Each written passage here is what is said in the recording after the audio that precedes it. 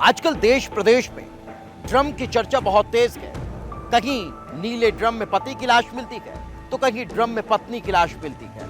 मगर crime time में जो खबर मैं आपको बताने जा रहा हूं वो मध्य प्रदेश के देवास की है, जहां ड्रम में लाश तो नहीं मिली लेकिन उसी ड्रम में भरे हुए पानी में डुबोकर हत्या की गई है। हत्या एक युवती की हुई है। आखिर उस युवती की हत्या किए जाने के पीछे की वजह क्या है? आखिर उस बेरहम शख्स ने क्यों उस युवती को मौत के घाट उतार दिया? आखिर क्या ये रंजिश का मामला है या प्रेम प्रसंग का, या फिर किसी साजिश के तहत इस हत्याकांड को अंजाम दिया गया? इस रिपोर्ट पे देख लीजिए।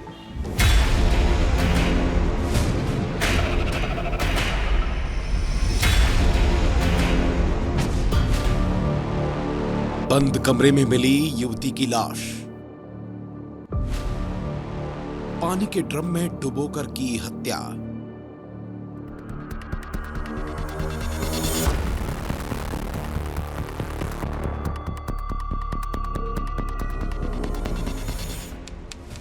तारीख 1 अक्टूबर, जगह देवास, वारदात हत्या।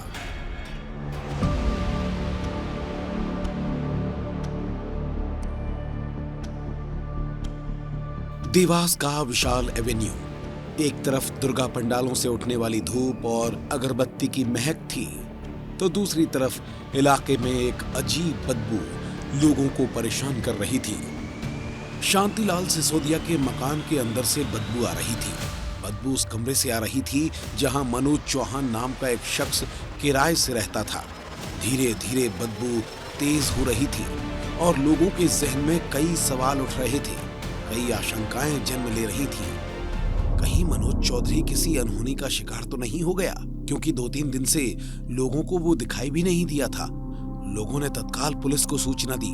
कमरे में ताला लगा था और जब पुलिस की टीम ताला तोड़कर अंदर पहुंची तो उसके होश उड़ गए, क्योंकि उस कमरे में कंबल में लिपटी पड़ी थी ये लाश। क्या ये लाश मनोज चौहान की थी? क्या किसी ने मनोज चौहान की हत्या कर दी थी? और जब कंबल हटाया तो पुलिस चौंक गई, क्योंकि वो लाश मनोज की नहीं बल्कि एक युवती की थी। युवती गरबे की ड्रेस में थी, उसके हाथ पैर बंधे हुए थे। लाश की हालत देखकर लग रहा था कि उसकी मौत 2 से 3 दिन पहले ही हो चुकी थी। पुलिस आसपास जांच करने में जुट गई थी। सवाल यही था कि आखिर हत्या कैसे की? तभी पास में एक पानी से भरा ड्रम नजर आता है, जो सवाल पैदा कर रहा था कि क्या युवती को पानी के ड्रम में डुबोकर मारा गया है? आखिर किसने इस युवती को मारा है? कहीं इसे मारने वाला मनोज चौहान ही तो नहीं है, जो हत्या कर फरार हो गया?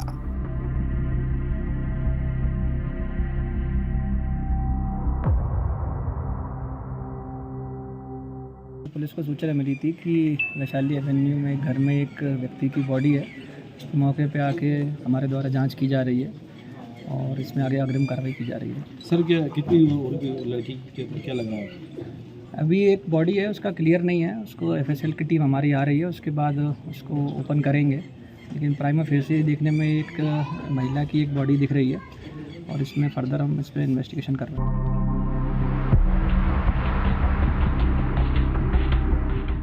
पुलिस जांच में जुट चुकी थी। युवती की शिनाख्त हो चुकी थी। युवती कॉलेज में पढ़ने वाली 19 साल की एक छात्रा थी। वो जैन रोड के एक कॉलेज में बीकॉम 3rd ईयर की छात्रा थी, जो 29 सितंबर की शाम को गरबा खेलने के लिए निकली, लेकिन घर नहीं लौटी। देर शाम तक जब लड़की घर नहीं आई तो परिजन ने हर जगह तलाश की। पुलिस में गुमशुदगी की रिपोर्ट दर्ज कराई, लेकिन कोई सुराग नहीं लगा और खबर आती है कि उसकी लाश एक बंद कमरे के अंदर मिली है। आखिर उस रात उसके साथ क्या हुआ? वो मनोज चौहान के घर तक कैसे पहुंची? क्या वो खुद मनोज के साथ उसके घर आई थी या फिर उसका अपहरण किया गया? सवाल कई थे। कोई प्रेम प्रसंग की बात कर रहा था तो कोई किसी साजिश की ओर इशारा कर रहा था। इधर परिजन युवती का अपहरण कर बलात्कार और हत्या करने का आरोप लगा रहे हैं।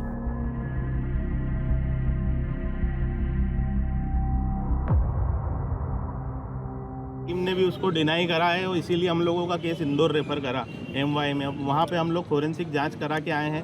जिस प्रकार से वो घटनाक्रम बता रहा है वो ऐसा कोई घटनाक्रम नहीं हुआ है। यही साक्ष्य आगे जब फोरेंसिक की रिपोर्ट आएगी, जब भी ऐसी ही चीज़ें निकल के आएगी। हम यहाँ न्याय के लिए आए हैं, क्योंकि जो हमारी बेटी के साथ हुआ वो किसी और की बेटी के साथ ना हो। सीधी सीधी बात है, उसका अपहरण करके बलात्कार करके उसकी हत्या की गई है, निर्मम हत्या की गई है। मैं मीडिया से भी निवेदन करता हूँ और पुलिस प्रशासन से भी निवेदन करता हूँ कि उस मासूम बालिका को सहानुभूति पूर्वक जो है आप सब लोग विचार करें और न्याय मिले और उसको फांसी की सजा चाहते हैं। आप सब लोगों से मैं निवेदन करता हूँ। बेटी मासूम थी, पढ़ाई करती थी, गरबा खेलने गई थी और वहीं से उसका अपहरण हुआ है। निश्चित रूप से निर्मम हत्या ये हुई है। देवास के इतिहास में इस कार्रवाई को देवास के लोग याद रखें। ऐसी जघन्य हत्याकांड की कार्रवाई होना चाहिए। इधर पुलिस जांच में जुटी थी, उधर परिजन और समाज का गुस्सा बढ़ता जा रहा था और तलाश थी मनोज चौहान की, क्योंकि शक उसी पर था। सारे सबूत और शक की सुई उसकी ओर ही इशारा कर रहे थे। तभी मनोज चौहान खुद पुलिस के सामने पहुंचता है और कहता है कि हाँ, मैंने ही युवती को मारा है।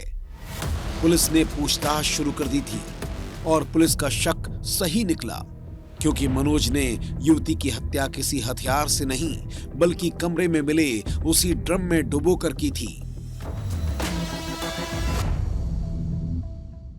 मृतका पक्ष के लोग थे, उनका अफसोस जायज है। उनकी बच्ची के साथ जो हुआ मर्डर हुआ है, इसमें आरोपी अरेस्ट कर लिया गया है और उनकी बारीकी से जांच की जा रही है। हर एंगल पे जांच की जा रही है। हमारे पुलिस अधीक्षक महोदय के निर्देश प्राप्त हुए कि हर एंगल पे जांच कर अधिक से अधिक साक्ष्य एकत्रित किए जाए। उसी में हम लोग लगे हुए, बेचना जारी है और कल न्यायालय में आरोपी को पेश करेंगे, रिमांड लिया।